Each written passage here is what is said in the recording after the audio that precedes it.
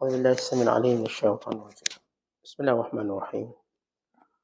السلام عليكم ورحمة الله وبركاته. الحمد لله والصلاة والسلام على رسول الله وعلى آله وصحبه ومن والاه وبعد.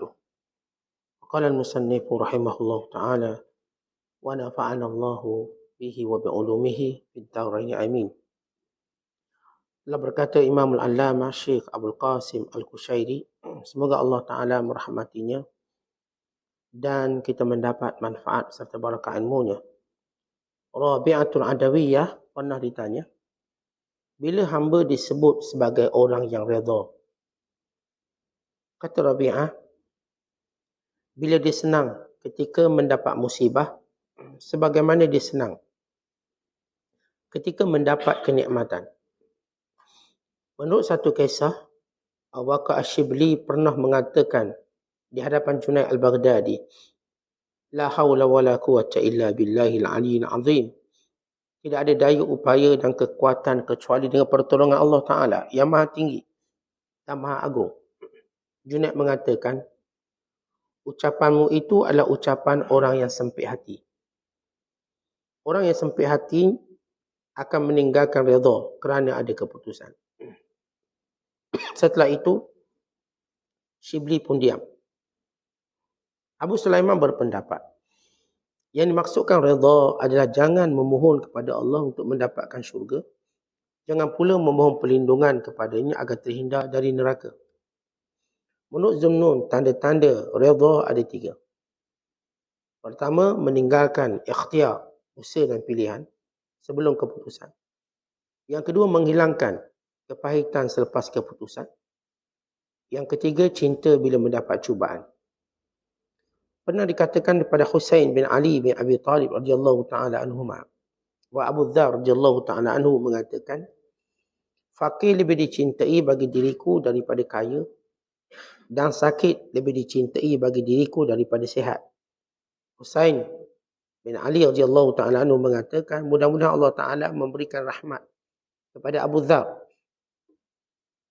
Adapun saya, maka saya tegaskan barang siapa yang bersungguh-sungguh di atas kebaikan dengan memilih Allah Ta'ala, maka dia tidak akan menerima sesuatu melainkan apa yang telah diputuskan oleh Allah Ta'ala. Fudail bin Iyad pernah mengatakan kepada Bishr Al-Hafi, redha lebih utama daripada zuhud di dunia kerana orang yang redha tidak mengharapkan sesuatu atas kedudukannya.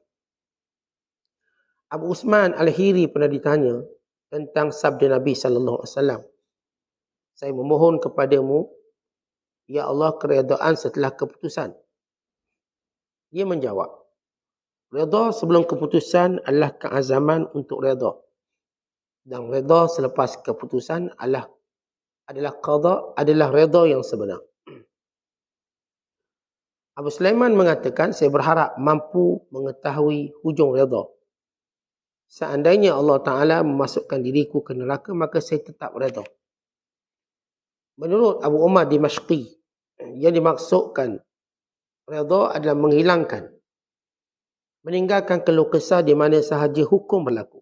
Menurut Junaid Al-Baghdadi, maksud redha adalah menghilangkan ikhtiar. Menurut Imam Ibn Atta, yang dimaksudkan redha adalah melihat hatinya terhadap lamanya pilihan Allah Ta'ala bagi hamba dengan meninggalkan kemarahan. Sedangkan menurut Ruwayyim, yang dimaksudkan redha adalah menerima hukum dengan senang hati. Menurut Haris Al-Muhasibi, yang dimaksudkan redha adalah tenangnya hati di bawah tempat berlakunya hukum. Menurut An-Nuri, yang dimaksudkan redha adalah senangnya hati kerana menerima pahitnya keputusan. Muslimin dan muslimat dan penonton yang dirahmati Allah sekalian, masih kita bicarakan tentang hakikat redha. Keadaan di mana seorang hamba Allah Ta'ala menyerahkan secara bulat-bulat kepada Allah dengan meyakini bahawa Allah Subhanahu Wa Ta'ala memberikan kepadanya kebaikan dunia dan akhirat tanpa ada sedikit puasangka. Sebagaimana kita dah bacakan hadis Nabi sallallahu alaihi wasallam, bila seorang sahabat meminta wasiat, maka kata Nabi sallallahu alaihi wasallam, jangan kamu berwasangka buruk pada Allah ketika berlakunya qada. Bila berlakunya sesuatu ketentuan Allah, jangan bersangka buruk kepada Allah.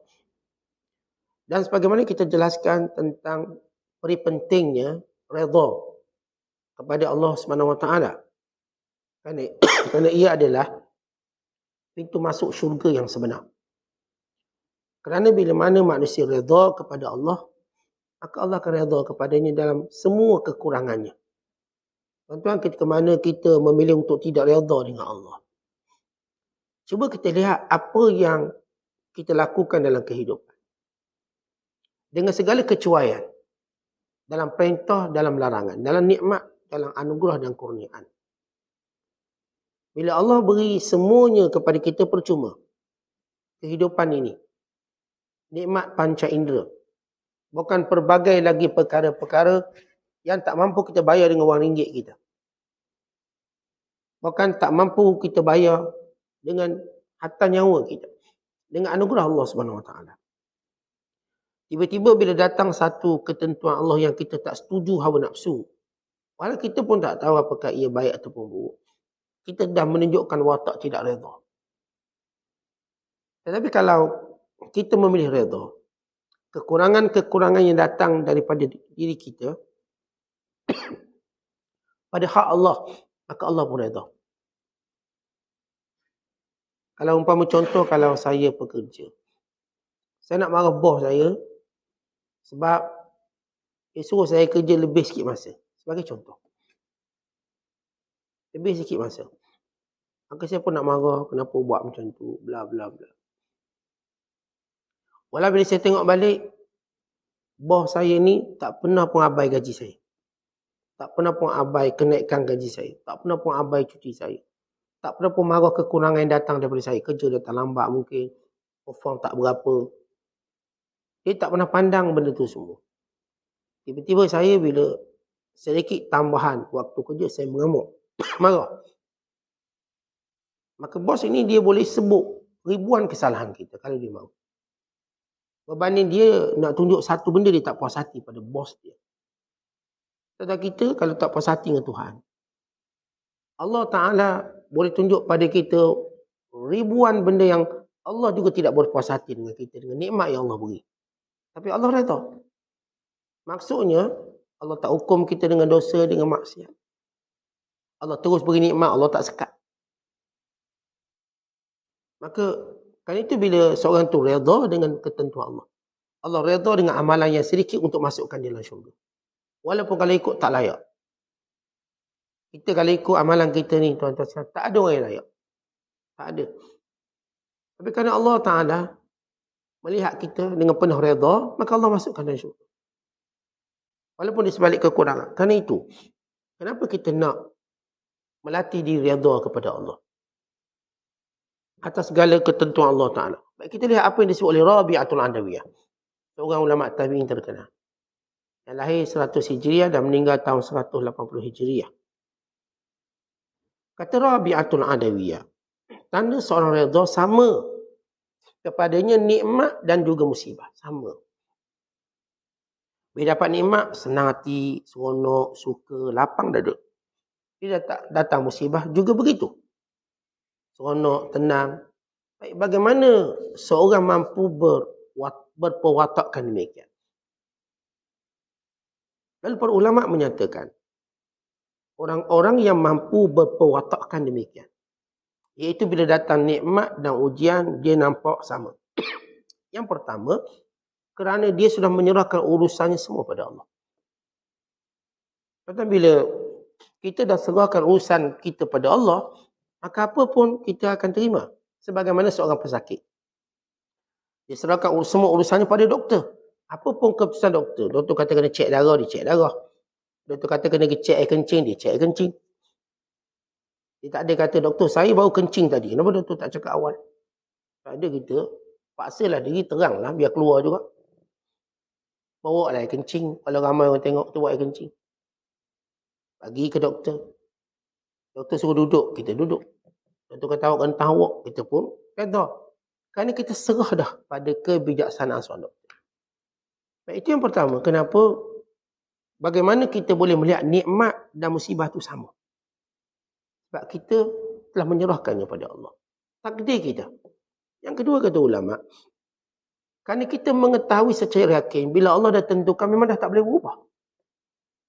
Apa yang tuan-tuan boleh buat? Benda yang Tuhan dah tentukan dengan kematian anak kita, bukan kita boleh hidupkan balik. Dengan kita sakit, takkanlah kita boleh pulihkan apa yang dah sakit tu. Yang mendatang ialah yang dah berlaku, tentang apa yang dah hilang, apa yang dah rosak. Kita tak boleh undur masa kita dengan takdir yang Allah tentukan. Kalau saya tak keluar rumah tak jadi macam ni. Kata benda tu dah berlaku, yang kita tak boleh ubah. Yang berlaku semalam, yang telah kita lalui dalam hidup. Kita tengok kenapalah aku tidak dilahirkan dalam keluarga yang kaya. Benda dah berlaku tuan-tuan, dengan apa pun keluar tak boleh ubah apa-apa. Kenapalah muka mak aku tak lawa sikit, biar aku pun keluar lawa. Atau ayah biar lawa, kita pun keluar lawa. Handsome sikit. Apalah ayah aku ni orang asli pula. Misalnya kita menggerutu. Kerana benda ni ada orang yang merasa marah kepada mak ayah dia atas kelahiran dia. Maka kenapa kita nak marah benda yang dah kita tak boleh ubah? Kita lahir bangsa Melayu.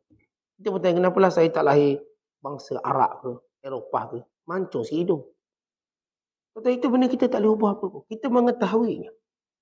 Yang kita ada sekarang, kita sekarang. Yang lelaki kata kenapalah saya tak jadi perempuan. Yang perempuan kata kenapa saya tak jadi lelaki. Itu yang berlaku transgender. Itu yang berlaku perubahan jantina. Sebab dia cuba ubah benda yang tak boleh ubah. Kita bayangkan bila seorang cuba ubah apa yang tak boleh ubah. Sebagai contoh jantina. Dan Allah dah takdirkan awak lelaki. Walaupun kita cuba berlembut macam perempuan, bukan lebih lembut pada perempuan. Kita memakai pakaian macam perempuan, bukan lebih cantik daripada pakaian perempuan. Kita pun ubah muka kita macam perempuan, bukan mungkin nampak lebih ayu pada perempuan. Bahkan kita buat semua benda yang macam perempuan, bahkan lebih perempuan daripada perempuan. Yang bagaimana orang hari ini buat? Apakah dia akan mengubah fakta bahawa dia ni perempuan, dia ni lelaki? Dia tetap tak boleh ubah. Walau dia cuba ubah IC dia pula. Dan negara kita tak benarkan ubah IC. Thailand juga tak benarkan ubah IC. Dalam status lelaki atau perempuan. Katakan, golongan yang boleh ubah jantina, even sampai dia boleh ubah IC dia. Negara tertentu. Apakah ini akan mengubah pada fakta bahawa dia adalah perempuan? Dia tetap lelaki. Apapun dia tetap lelaki. Sebab itu dalam hukum Islam, kalau dia mati sebagai watak perempuan ini, dia tetap dimandikan oleh lelaki. Sebab dia lelaki. Dia tetap dikebumikan secara lelaki. Dan kalau didoakan dalam doa salat jenazah, dia tak akan jadi ubah dhamir perempuan, tetap lelaki. Jadi, tuan-tuan kita melihat kepada takdir kita. Benda dah berlaku, kita boleh buat apa? Di situ, menjadikan kita lebih kuat untuk menerima takdir Allah. Wa imma yang kita nak huraikan apa disebut oleh Rabi'atul Adawiyah. Orang redha yang baik atau yang tak baik, sama je. Tetap tenang. Tetap kita berlapang dada. Kenapa? Kerana kita mengetahui kita tak boleh ubah apa. Kalau tuan-tuan gelisah, gundah gelana, apakah ia boleh ubah? Tak boleh. Baik kita gembira. Kini kita lihat ada seorang hamba Allah yang viral. Seorang ayah di Palestin pakai serban. Anak dia meninggal. Dia pegang, dicium, dikucuk, disenyum. Sehingga menyebabkan satu dunia melihat betapa hebat ayah ini. Tidak berubah wajahnya. Bahkan menunjukkan kasih sayang seperti anaknya tidur. Sama.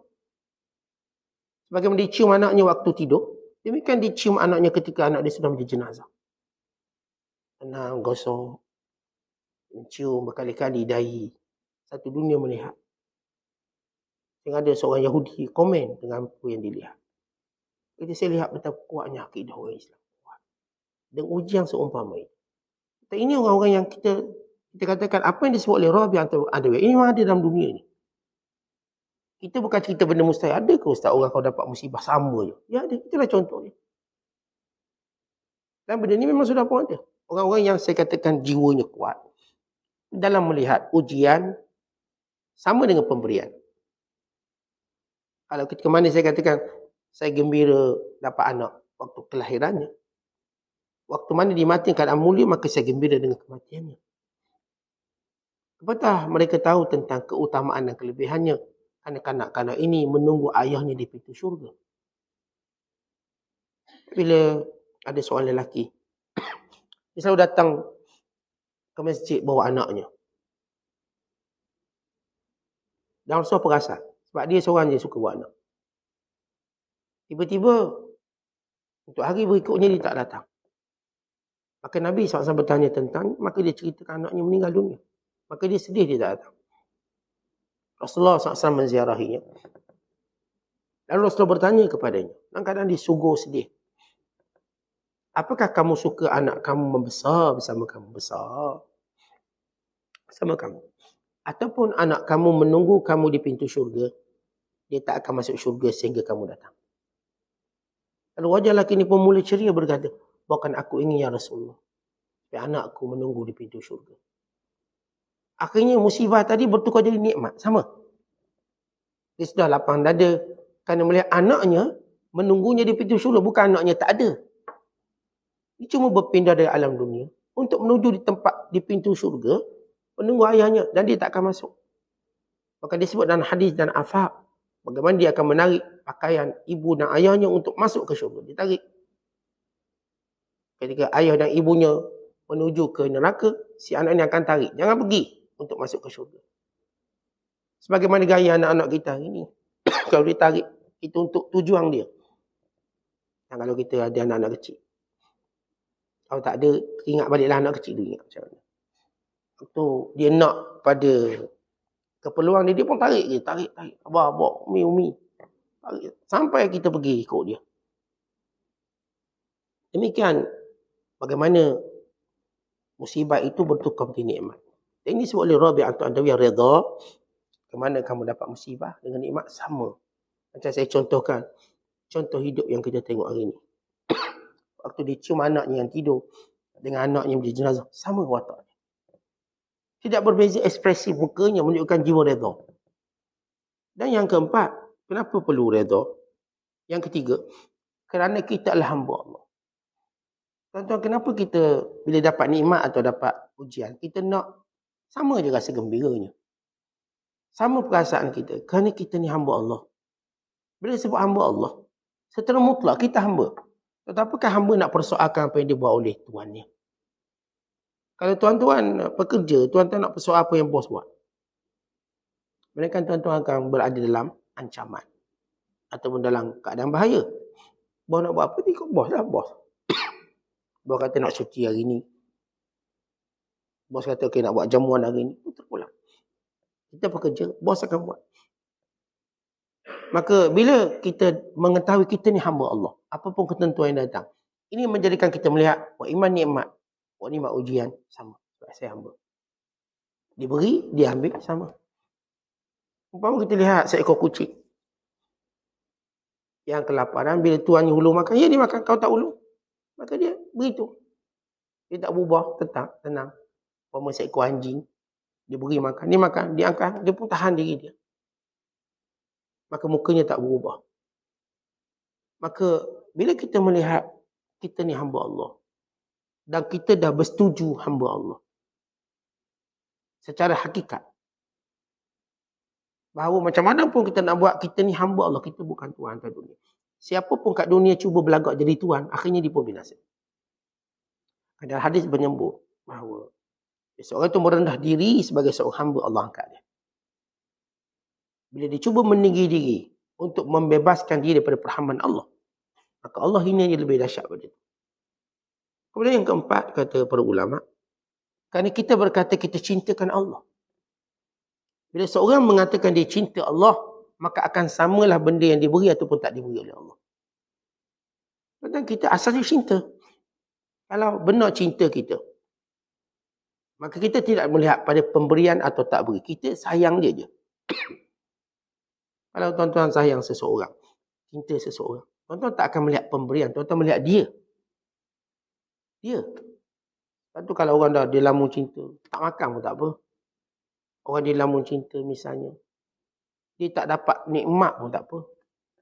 Yang ada cerita anak raja, bercinta dengan orang biasa. Bila dia bercinta orang biasa, ikut undang-undang raja, dia kena lepaskan semua keistimewaan raja. Dia lepaskan. Kerana cinta. Padahal kalau dia kahwin orang ni, apa sangat dapat? Orang biasa. Dia dengan pelbagai allowance, pelbagai kemudahan istana. Tapi dia lepaskan. Kenapa? Cinta. Kita bukan satu, dua cerita kita dengar. Kisah bagaimana orang sanggup kehilangan keistimewaan untuk cinta. Apatah lagi kalau kita sebut cinta Allah. Bila seorang cinta Allah, dia tidak melihat kepada diberi atau tak diberi. Dia melihat pada cinta. Macam saya katakan kalau tuan-tuan cinta pada seseorang. Tuan-tuan bukan kira diberi apa pun pada kita. Diberi tak beri bagi kita sama. Bersama dengannya satu kenikmatan yang tidak boleh dibayar. Cukup duduk dengan dia satu kenikmatan, satu keserokan. Walaupun duduk dia mungkin di tepi longkang pun dia seronok. Kalau orang kita cinta lah. Tapi kalau orang kita benci, duduk kat istana pun kita tak boleh tengok muka dia. Jadi seorang itu benar-benar cinta Allah, maka nikmat dan musibah datang sama. Ini pencinta. Yang kelima kata ulama, sebab kita tak tahu kesudahan setiap benda yang berlaku pada kita. Baik, kalau tiba-tiba kita kena berhenti kerja. Dulu dapat kerja seronok, melompat kita buat jamuan kesyukuran. Tiba kena berhenti kerja.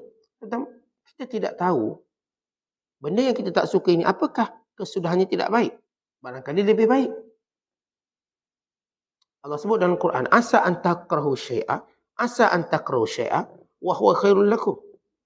Baca dalam surah Al-Baqarah ayat 216. Banyak benda yang kamu tak suka, tiba-tiba baik untuk kamu. Baik. Kita ingat, tuan-tuan, dengan sakit, tak baguslah dia membataskan pergerakan kita, membataskan banyak benda lah, orang sakit tahu. Tapi barangkali ia satu benda yang baik untuk kita dari sudut yang lain. Yang banyak lagi. Muhasabah diri, merendah diri, mengetahui lemah diri. Maka ini benda-benda yang baik yang datang. Sebab setiap benda kita tak tahu kesudahannya bagaimana.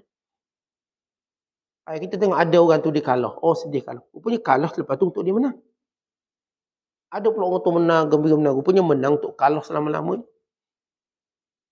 Jadi awakibul umur atau kesudahan suatu benda. Bila kita jahil benda tu, maka kenapa kita nak bersedih sangat bila datang musibah atau dalam sesuatu yang kita tak suka. Ada orang misalnya dia terpaksa kahwin. Tak suka dia kahwin. Tapi dah. Ini sistem mak ayah cakap macam tu kena kahwin. Contohlah. Kalau mungkin zaman sekarang tak berapa sangat dulu. Tak suka dia. Rupa-rupanya dia sebalik. Kahwin paksa, bahagia dia. Oh, ada kebaikan. Yang dia tengok pula kawan dia yang kahwin suka sama suka, pecah rumah tangga dia. Dia suka sama suka tu. Orang ni dua-dua kena paksa. Si isteri kena paksa, si suami kena paksa kahwin. Rupanya, akibatnya ialah kebahagiaan. Jadi kesudahan suatu benda kita tak tahu.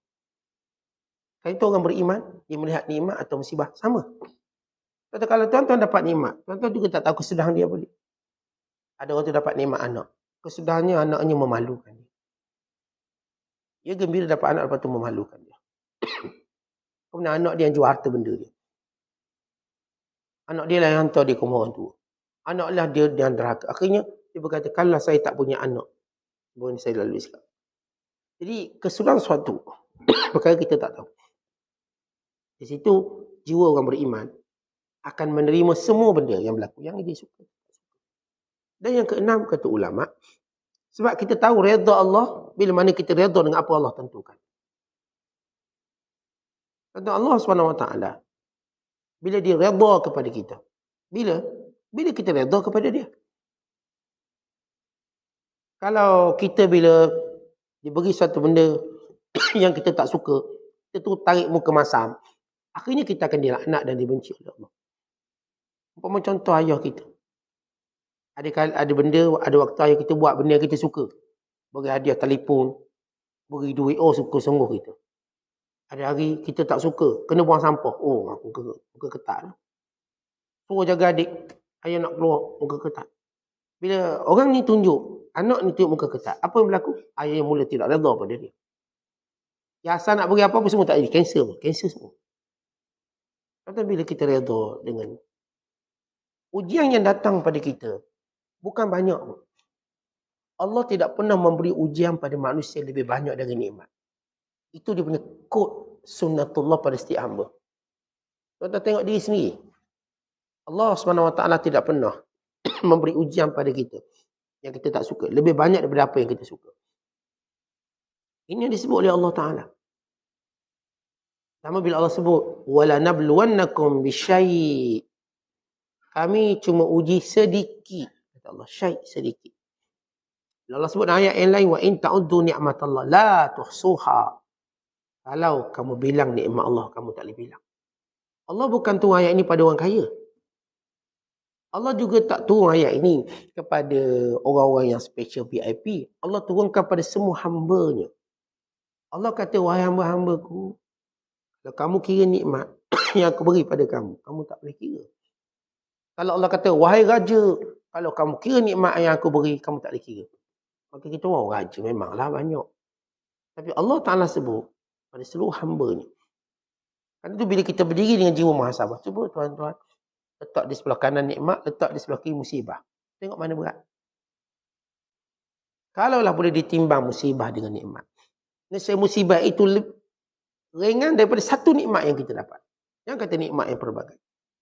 Kalau tuan-tuan ambil satu musibah letak dalam satu baku, kita pun nak timbang. Berapa tan berat ni. Kalau diambil satu je nikmat. Ambil banyak, satu je nikmat. Lalu kita letakkan. Nescaya berat lagi nikmat itu. Jangan kata nikmat-nikmat lain.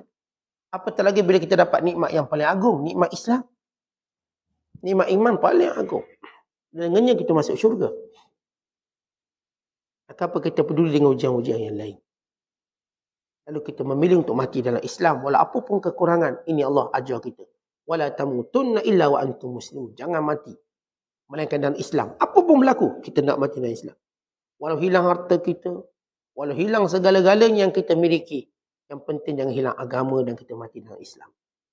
Nikmat yang tak boleh kita bayar dengan segala nikmat dunia sementara. Yang itu bila kita katakan, bila kita redha dengan apa yang Allah takdirkan, maka Allah redha pada kita.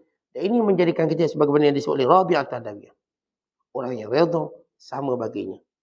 Nikmat atau ujian. Sama. Yang ketujuh kata ulama, kerana dia mengetahui, orang-orang yang punya jiwa ni, boleh redha dengan musibah. Boleh redha dengan nikmat. Kan dia mengetahui bahawa kerihatan sebenar, kegembiraan sebenar, bila kita redha dengan apa Allah tentukan. Tetapi bila kita tak redha, kita jadi tenang ke berbanding kita redha? Hilang telefon kita. Kalau kita ambil watak tak redha, tuan-tuan kalau kesal tak tidur malam-malam. Benda tetap hilang. Dia tak akan dengan tuan-tuan sedih, dia tak akan datang duduk depan kita. Maka kita tenang, tak apalah, bukan rezeki saya. Maka bila kita mula menerima redha Allah, Allah jadikan kita lapang dada.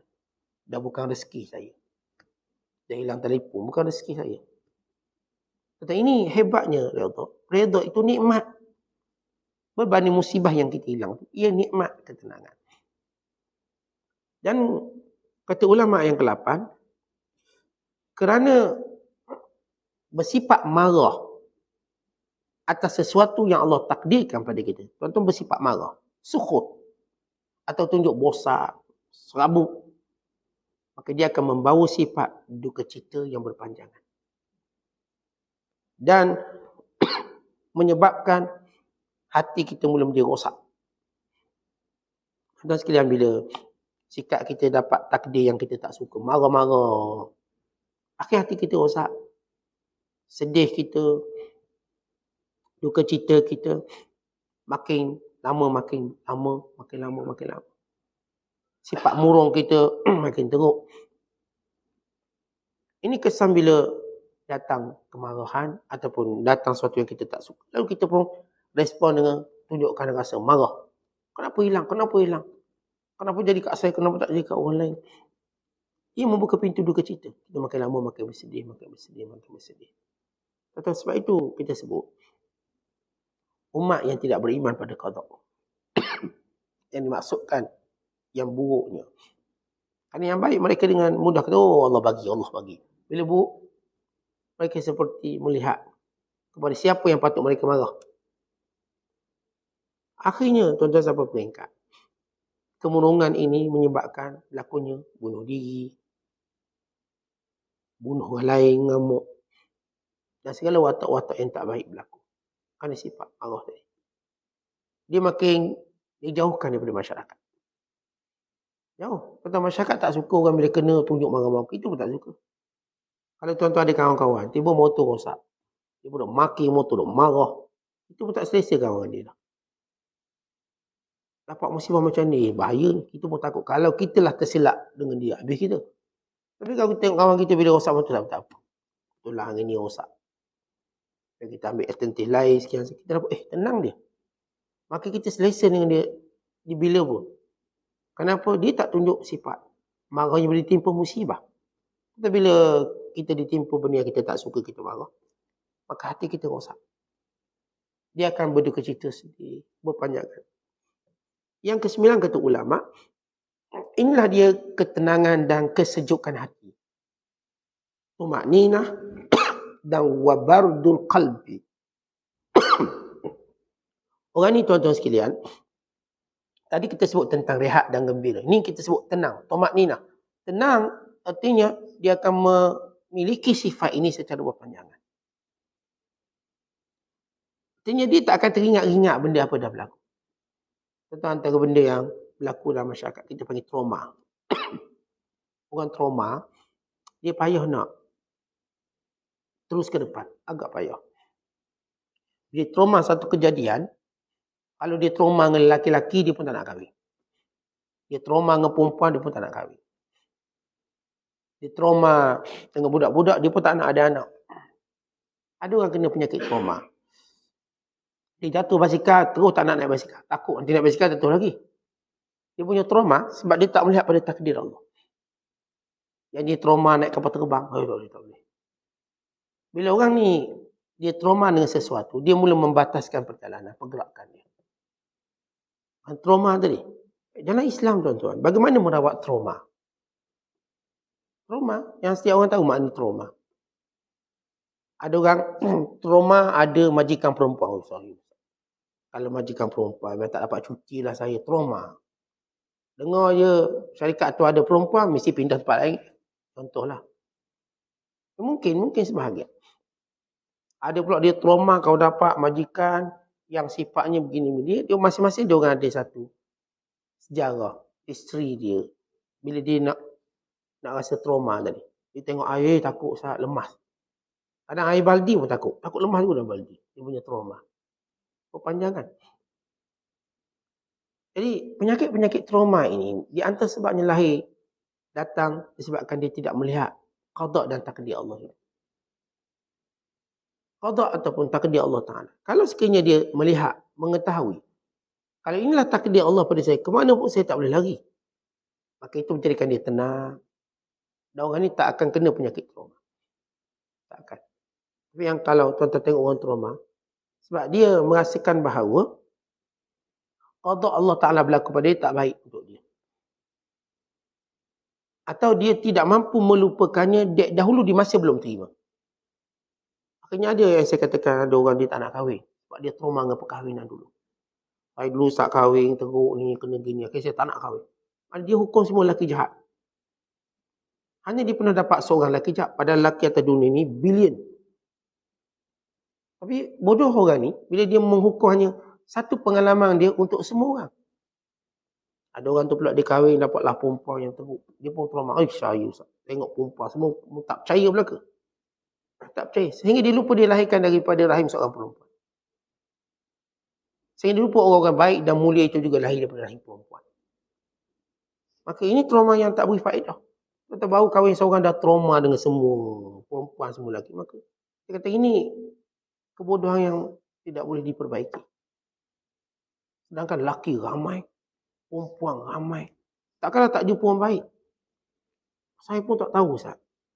Kita katakan awak ni baru cuba yang pertama, cuba lagi yang kedua. Tapi kalau kena lagi, tak apa, cuba dulu. Cuba. Bila cuba yang kedua, ya Allah, lain pula ni, baik lagi pula. Tapi bercerayut kenapa? Sebab dia baik sangat tak layak untuk saya teruk. Lain dia pula masalah. Dia nak cari label sama jahat dengan dia juga. Ada orang dia cerai sebab Dapat pasangan baik sangat tak boleh juga baik sangat Ustaz. Suruh pergi masjid, suruh pergi surau, pening saya. Kita je tak pergi masjid surau. Dapat isteri baik, solihah. Panggillah masjid. Dengarlah kuliah. Tahan lama-lama, cerai juga. Baik sangat Ustaz, dapat wali. Cerai. Saya belum sedia jadi baik. Dia cuba lagi sampai awak jumpa orang sama jahat dengan awak. Tak pernah cuba lagi, tak ada. Akhirnya tuan dia akan jumpa. Dia akan jumpa dalam hidup dia. Tapi manusia dia cepat serik dengan satu pengalaman. Yang tidak boleh dikatakan ia ilmu. Ramai orang menjadikan satu pengalamannya sebagai ilmu. Secara mutlak, maka ini salah. Pengalaman itu, ada orang dia pengalaman kan ilmu. Ya, tapi bukan mutlak. Kadang-kadang tuan-tuan nak sebut pengalaman, berapa tahun untuk disebut sebagai pengalaman. Takkanlah seorang yang baru kahwin seorang, lalu dia kata pengalaman kahwin dia, untuk dia tu buat satu hukuman, tak boleh kahwin lagi. Hanya satu. Kali awak kahwin, kemudian kata, tak boleh. Kahwin ni tak elok rupanya. Kita kata kalau macam ni orang ni, macam orang bisnes, dia sekali bankrupt, pengalaman saya, kalau bisnes memang bankrupt. Awak baru sekali bankrupt. Awak tanya orang berjaya tu, 200 kali bankrupt. Orang ni sampai beratus kali bankrupt. Ada orang cuba membina satu je pengalaman untuk satu ilmu yang bodoh. Ini ilmu yang bodoh. Pengalaman saya katakan tidak boleh menjadi ilmu mutlak. Kerana pengalaman perlukan satu tempoh yang panjang. Jadi kalau tuan-tuan nak namakannya pengalaman, dia tak boleh hanya setahun kita katakannya pengalaman. Ya betul. Dia mesti satu benda yang panjang. Dan pengalaman juga berkait dengan kita perlu nilai orang lain dengan pengalaman orang lain. Mungkin salah cara kita sehingga kita gagal. Kenapa orang lain berjaya? Yang lain kahwin ni semua berjaya ni okey. Yang ni bisnes semua berjaya, maka ada benda yang silap dalam pengalaman kita. Kalau kita pun tengok orang berjaya dan ikut. Pengalaman itu hanya bersifat sempadan. Sempadan kita. Kalau tak buat macam tu nanti kita gagal. Agak dulu awak kahwin gagal sebab apa? Cuba cek. Jangan cepat sangat trauma. Ada seorang hamba Allah. Dia tengok ayah dia pukul mak dia. Anak murid perempuan. Yang saya ajar dulu. Kat Selangor. Tu saya jadi guru di Selangor. Bila dia tengok ayah dia pukul mak dia. Dia benci semua orang lelaki termasuk cikgu-cikgu sekolah saja. Dengan saya dia benci. Benci, tak suka. Dia cuma ada satu pengalaman, ayah dia pukul mak dia. Lalu dia melihat ayahnya mewakili lelaki. Kalau ayah ni diundi oleh semua lelaki-lelaki untuk watak macam tu. Kerana kejahilan dia. Dia punya trauma dia lama. Tengok lelaki tak nak percaya. Cikgu-cikgu pun tak nak percaya. Budak-budak mentah, tapi orang dalam kalau lebih kurang usia 16 tahun. Mengalami trauma seumpama. Dan kita bercakap tentang bagaimana hikmah takdir Allah. Untuk dia melihat lelaki-lelaki yang baik dalam hidup begitu ramai. Tetapi kita selalu dihijab. Hanya dengan satu pengalaman hitam kita. Dengan kebaikan. Sebagaimana saya katakan, tuan-tuan kita dihijab bila datang satu musibah dekat kita. Kita dihijab untuk melihat nikmat-nikmat lain yang banyak. Kalau cuba buka hijab, lalu kita Allah, saya dah banyak dapat ini. Ini baru sekali ujian. Saya sihat 7 tahun, 8 tahun. Ni baru 2-3 hari sakit. Saya dapat ni sekian-sekian. Contoh kerana kita dah sebut dahulu antara musibah kita, bila kena musibah, terhijab melihat nikmat. Tapi orang beriman yang hebat. Bila kena musibah, cepat-cepat dia membuka lembaran nikmat yang banyak yang Allah berikan pada dia. Sehingga dia lupa musibah tadi. Dia akan tenggelamkan musibah tadi dengan lautan nikmat. Jangan satu musibah menenggelamkan lautan nikmat. Laut itu yang patut menenggelamkan musibah. Jadi bila seorang tu tahu bagaimana dengan menerima ketentuan Allah, tenang dia selama-lamanya. Yang ke-10 kata para ulama, bila seorang redha dengan apa yang dia tak suka, maka turunlah sakinah dari Allah. Kata Allah tambah lagi ketenangan. Ketenangan pertama kita wujudkan dengan mujahadah, dengan muhasabah, dengan berfikir. Ketenangan ini pula ialah gifted Allah bagi. Nuzul sakinah. Allah turunkan ketenangan. Akhirnya ketenangan kita menjadi contoh kepada orang lain. Dia macam saya sebut contoh tadi lah. Yang cium anak yang sudah meninggal dunia kena bom. Ia contoh pada semua orang. Contoh pada semua orang. Bagaimana Allah yang turunkan sakinah pada dia. Sehingga tidak berubah wajah dia. Sebagaimana digembira mencium anaknya ketika anaknya tidur. Demikian digembira mencium anaknya ketika anaknya meninggal dunia. Kerana anak dia hidup dengan hidup yang abadi di hari akhirat kelak. Begitu Allah turunkan sakinah. Yang ke-13, yang ke-11 kata ulama, bila seorang menerima ujian tadi sama sebagaimana nikmat, Allah akan bukakan padanya pintu keselamatan. Babus salamah, pintu keselamatan yang luas. Jadi kita, tuan-tuan, bila saya katakan kita kaji, lihat. Bila benda yang kita suka, kita pun war-war semua orang, saya dapat nikmat ni, anak saya berjaya. Masuk Facebook, anak berjaya, lapang A. Apa nama ni, peperiksaan sekian-sekian. Anak straight A. Bila anak kita gagal, terus tutup akaun Facebook. Malu, takut orang tanya. Orang ni dia tak nampak pintu keselamatan yang Allah nak bagi pada dia. Tentang pintu selamat apa? Dalam hidup ni, banyak nikmat boleh membinasakan kita. Antaranya adalah sifat sombong. Nikmat menjadikan seorang tu sombong. Fir'aun antara sebab kenapa dia mengaku Tuhan, sebab dia tak pernah kena musibah. Fir'aun tu dia tak pernah kena musibah. Akhirnya dia sombong sampai mengaku Tuhan. Sakit tidak, demam tidak, tak pernah miskin, nak apa ada, semua cakap orang ikut. Semua orang khidmat pada dia. Tapi bila terlalu berada dalam nikmat yang pelbagai, sombong tu datang dengan cara yang luar biasa. Maka dengan datang musibah, dibuka pintu keselamatan. Dengan sombong, rendah diri, belajar untuk bermunajat pada Allah. Maka ini penting. Bila datang ujian-ujian ini, dia membuka pintu keselamatan. Akhirnya kita syukur pada ujian ni. Kalau saya tak diuji macam ni, saya tak tahu apa itu rendah diri. Saya kalau tak diuji macam ni, saya tak tahu apa itu doa dan munajat. Keikhlasan berdoa pada Allah. Saya kalau tak diuji macam ni, barangkali saya tak jumpa orang baik-baik dalam hidup. Ada seorang jutawan, dia ada kawan ramai. Tapi dia ada seorang kawan yang baik. Dia kata, awak ni orang kawan sebab awak kaya. Kalau tak percaya, cuba awak beritahu kawan-kawan awak dah bankrupt. Cuba beritahu. Kumpul kawan-kawan beritahu, saya dah bankrupt, saya hutang banyak. Maka dia pun buat. Dia panggil semua kawan-kawan dia, dia beritahu saya bankrupt. Akhirnya semua kawan dia lari melainkan 6 orang. 6 orang yang tak lari. 6 orang ni kata, apa, kita tolong awak. Sebagaimana kita senang-senang dengan awak waktu awak kaya. Kita tak akan tinggalkan awak ketika awak susah. Saya akan bantu awak, saya akan beri. Ni 6 orang. Dia cuma uji, dia baru cakap. Yang lain semua tak nak periksa, dengar dia miskin lari. Yang 6 orang ni, dah tunjuk sikap dia yang sebenar. Sahabat. Baru dia tahu sebenarnya dia cuma ada kawan 6 orang ni. Yang lain yang ratuh-ratuh ni, bukan kawan. Saya baca seorang hamba Allah ni. Dia kaya lah. Penyanyi rappers. Duit ratus juta.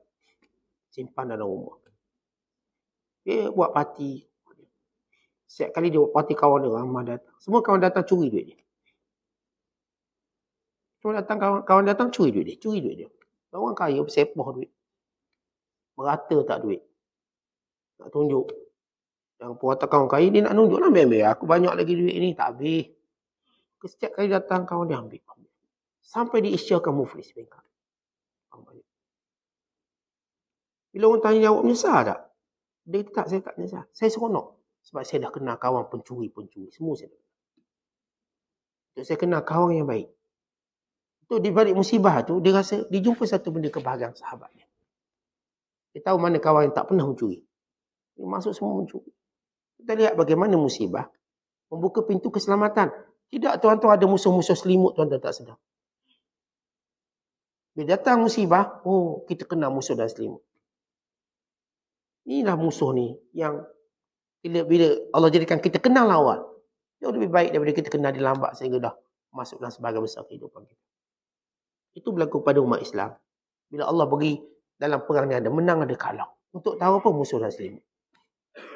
Kerana musuh dan selimut tak akan tenang bila kalah. Tak akan tenang. Kalau menang dia tu duduk seolah dia lah juga berjuang, dia lah sekian-sekian. Belega dia ni. Tapi bila kalah, bagaimana dibersihkan? Ini disebut oleh Allah. Liyumahhisallahu alladhina amanu wa yamhaqal kafirin. Untuk Allah tapis keluarkan orang beriman sebenar dan menghancurkan orang kafir. Datang ujian ini sebagai tamhis. Apa itu tamhis? Napis.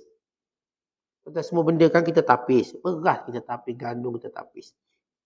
Kita kalau buat TO pun kita tapis. Dulu pakai penapis, sekarang pakai uncang je lah. Bukan zaman-zaman buat TO kan ada penapis.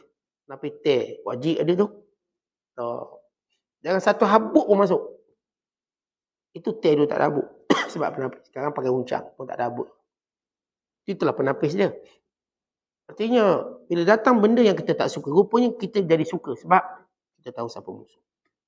Kita tahu siapa saudara, siapa yang cuma mendakwa saudara. Maka ini, bagaimana ujian-ujian ini yang patut kita rasa gembira macam nikmat, kerana dia membuka pintu keselamatan kita. Yang ke-12 kata para ulama, kerana siapa yang memenuhi hatinya dengan redha, Allah akan penuh hatinya dengan kekayaan dan keamanan dan qanaah. Contoh kalau kita redha dengan benda yang kita tak suka. Kita redha. Sebagaimana kita redha dengan nikmat yang kita suka. Saya dapat anak, saya suka. Bila Allah uji mengambil anak je, saya juga suka. Macam biasa. Maka Allah akan penuhi hati kita dengan sifat aman, kaya, qanaah. Kata orang ni bila diuji sikit, dia tunjuk redha, Allah tunjukkan dia kaya. Allah Ta'ala tunjukkan dia aman. Dia tak berasa huru-hara. Ada orang, bila sedikit ujian, nampak huru-hara dia.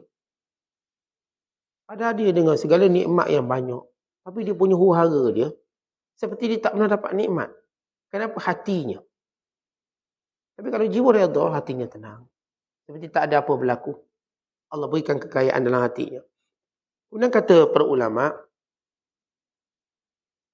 yang ke-13, Allah SWT jadikan ia alamat kebahagiaan. Dalam hadis, Nabi SAW menyatakan, min sa'adati ibni Adam, istikharatullahi azza wa jalla. Wa min sa'adati ibni Adam, ridahu bima qadallah. Wa min syakwati ibni Adam, sukhtuhu bima qada.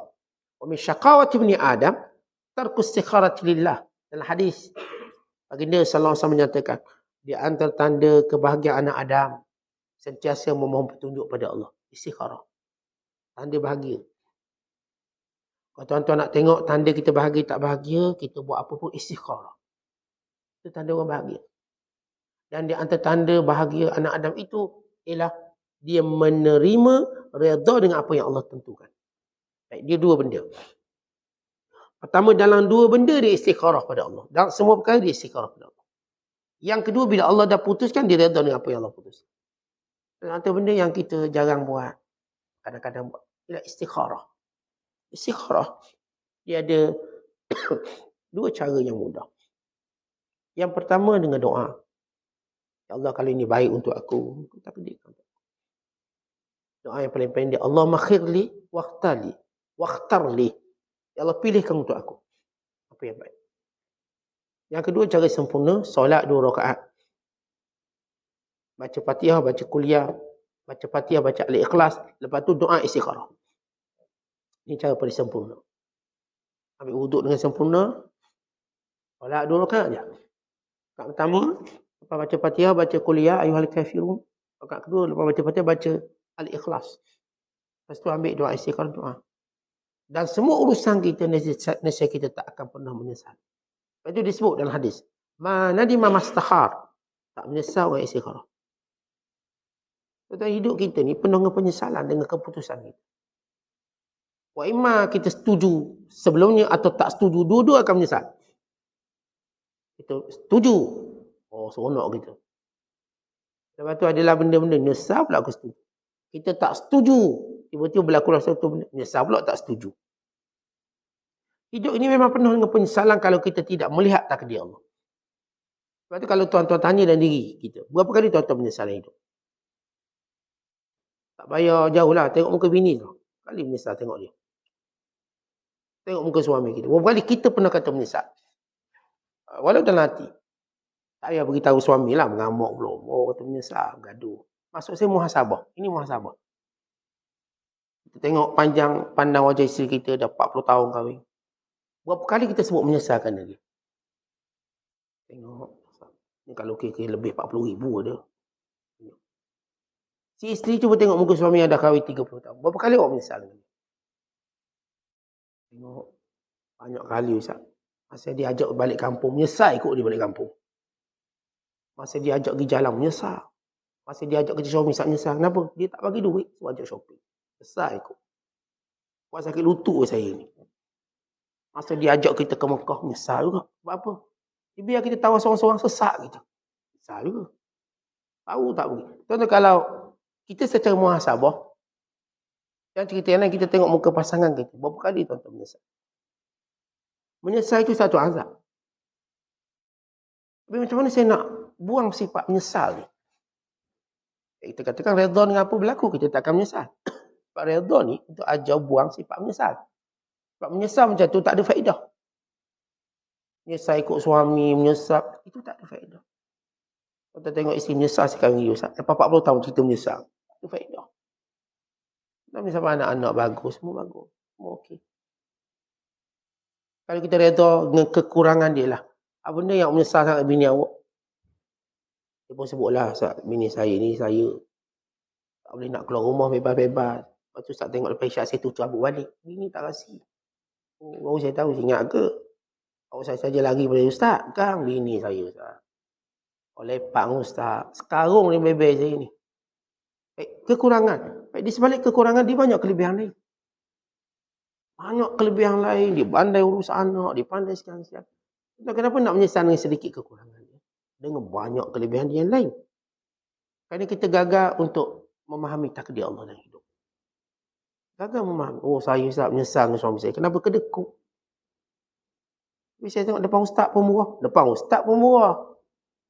Belakang Ustaz kedekut Ustaz. Saya tengok depan Ustaz belanja Ustaz makan. Bil Ustaz bukan sikit makan. Bawa ramai tentera Ustaz. Bil saya disuruh bayar sendiri Ustaz. Bil Ustaz ni sponsor. Ustaz makan 400 bayar. Ustaz tengok pun murah. Doa Ustaz ni. Murah. Bini muka masam. Kenapa? Bil dia disuruh settle sendiri. Awak bayar sendiri. Saya bayar ke Ustaz je. Tuan-tuan, di sebalik isteri ni menyesal. Apalah dapat suami kita ajak makan kedai, kita kena bayar. Kena bayar misalnya. Dia ada kebaikan yang lain. Mungkin dia protect harta kita daripada orang lain ambil. Dia protect kita daripada orang lain usik kita. Ada seorang hamba Allah. Dia kata dia nak cerai. Dia datang jumpa saya, nak cerai. Saya kata, Kak fikir satu benda. Kalau akak bercerai, akak jadi janda. Ramai tak agak-agak lelaki kacau? Dia rasa ramai. Rasa selamat ke? Rasa selamat? Bawa title janda, orang duk main-main nama kita. Apakah awak rasa selamat? Oh tak jadilah bercerai. Dia nampak, dia fikir. Tak jadi. Artinya, tuan-tuan sekalian, bila kita tak redha satu perkara, itu menjadikan kita tolak semua kebaikan yang dah ada, yang ada. Cuba redha. Memang saya katakan setiap tuan-tuan Rasulullah dah beritahu, setiap pasangan dia ada kekurangan. Tuan-tuan kena terima benda. Tuan-tuan janganlah berangan bodoh. Seolah-olah bini kita tak ada kekurangan. Laki kita tak ada kekurangan. Itu berangan bodoh nama dia. Dia mesti ada benda yang kita kurang. Kita sini tengok kita kurang. Jadi, apa ubat menyesal? Redha. Yang saya bagi contoh boleh tengok sekian-sekian. Berapa kali kita menyesal. Untuk kita padamkan penyesalan dengan redha pada Allah. Sebab itu tuan-tuan, untuk nextnya. Macam mana saya tak nak menyesal dari istikharah? Sebab kata Nabi SAW, di antara tanda kebahagiaan seorang itu, dia sentiasa istikharah pada Allah. Istikharatullah. Kemudian, bila Allah tentukan sesuatu kepadanya, maka dia redha dengan apa yang Allah tentukan. Kata ulama, apa hikmah istikharah? Membantu kita mudah untuk redha dengan apa berlaku. Tuan-tuan nak buka bisnes, istikharah dulu. Ustaz dah tanya soal kos-kos, ni kita punya sifu-sifu. Tuan-tuan, itu cerita lain. Tuan-tuan kena tanya Allah. Buat solat 2 rakaat. Saya Ustaz nak berniaga dalam mall ni. So cabaran modal besar. Semua benda nak fikir ni. Tuan-tuan istikharah 2 rakaat. Ya Allah. Andai berlaku apa-apa, tuan-tuan tak akan menyesal. Kita terima ni takdir Allah. Untung ke tak untung dan sebaliknya. Kita nak kahwin ni urusan besar, istikharah. Kita tuan-tuan sekalian, even nak pergi haji, kata Imam Nawawi, istikharah. Kenapa pergi haji kena istikharah? Waktunya sesuai atau tidak? Dia bukan masalah nak haji tu. Haji tu wajib. Waktu-waktu. Kita kadang-kadang terikut-ikut orang nak pergi tahun ni, kita nak pergi tahun ni. Orang dah cukup duit belaka dah, dia dah setting belaka. Anak dia pun tak ada anak kecil. Sebagai contoh. Kita kan kadang-kadang buat ibadat tu atas semangat. Semangat kawan kita. Kita nanti fikir kalau saya pergi Ustaz dah tak ada kawan. Tahun ni ada kawan ni. Tahun ni dah pakat 2-3 orang lelaki. Istikharah dulu. Takut kawan jadi lawan kat sana. Kat sini kawan, kat sana berlawan. Istikharah, ya Allah tunjukkan. Kalau tahun ni sesuai untuk aku pergi haji. Kau mudahkan urusan aku. Kalau tahun ni sesuai. Kalau ya Allah, kalau tahun ni tak sesuai, kau tunjukkan satu tempoh sesuai untuk aku. Jadi kita pun tak menyesal. Sebab tuan-tuan kena ingat orang pergi haji pun menyesal. Besar pergi tahun tu Ustaz. Kenapa? Ya Allah, dia pun cerita bla bla bla. Kalau pergi sebelum tu kan bagus. Kenapa? Sebab dia daripada mula tak istikharah. Tuan kita ni, nak pilih kawan pun istikharah. Kita berkawan bukan untuk sehari 2 hari. Tuan-tuan kawan sampai ke syurga. Kalau tuan-tuan nak kawan orang dengan betul, tuan-tuan istikharah. Ya Allah, kali ni kawan baik untuk dunia aku. Akhirat aku. Maka jadikan dia betul-betul kawan aku. Kalau dia sekadar kawan untuk kita kenal je, just kenal kat tangan, maka biar Allah jadikan kita cuma kawan macam tu. Kawan yang tuan-tuan jumpa kat tangan dah. Tak lebih pada itu. Kalau kita nak cerita kawan yang masuk dalam kehidupan kita, yang akan menentukan keputusan dalam hidup kita, yang akan mempengaruhi agama kita, kawan-kawan macam ni tuan-tuan kena istikharah. Sebab dia akan pengaruhi agama kita kuat ataupun lemah. Sebab dia jadi kita yakin dalam agama. Kalau tak ada dia, lemah kita agama kita. Maka kita nak kawan macam ni. Jadi istikharah. Jadi dalam hidup kita, semua benda kita nak istikharah. Istikharah, Rasulullah tak ajar kita istikharah, awak solat 100 rakaat, kemudian baca Al-Baqarah 4 kali. Tak sesusah itu istikharah. Senang. Betul, kalau kita lihat, ibadat dalam memohon hajat ni senang. Solat hajat senang tuan-tuan, solat hajat. Kulullah, kuliah, kulullah. Orang lain yang tambah tu baca ayat kursi 400 kali lah, sujud. Sampai tak bangun-bangun. Sekali solat hajat tu macam serik. Serik, Ustaz. Panjang tu solat hajat. Akhirnya kupah orang lah Ustaz. Upah orang. Upah. Sebab kita diajar susah dengan cara yang salah. Kata kalau Ustaz, tak boleh kalau saya nak baca kulullah. Boleh. Tapi bila awak rasa susah, jadi beban. Jangan. Kalau awak saya suka rela saya Ustaz, nak solat hajat, nak baca banyak. Silakan. Kita tak marah. Tapi kalau tuan-tuan nak ajar orang solat hajat, dengan versi macam tu, tuan-tuan dah menyusahkan orang. Kan kita ada, okey, lepas solat hajat, nanti sujud. La ilaha illa anta 400 kali. Kawan darah tinggi terbalik. Sujudlah masa. La ya Allah, terbalik. Kali sujud lama-lama kawan. Nak hajat tercapai. Kata Rasulullah hajat mudah je. Yang orang tahu tambah sampai berat macam tu. Pening kepala. Tapi kalau kata Ustaz, saya nak sujud lama. Apa saya baca? Okey, awak baca ni. Berapa? Bacalah awak nak baca beratus kali. Kalau dia dengan ikhtiar dia nak. Tapi bukan dengan syariat yang kita sebut. Tentang bila kita sebut satu basic syariat. Kata Quran ni awak baca apa yang mudah. Faqra'u ma tayassara minal Quran. Itu Allah ajar. Bacalah sekadar yang kita mampu Quran. Habis Ustaz, kalau saya nak baca 4 juzuk sehari, itu terpulang pada. Kalau awak suruh tanya saya kata baca apa yang mudah. Hari ni boleh baca selai, baca.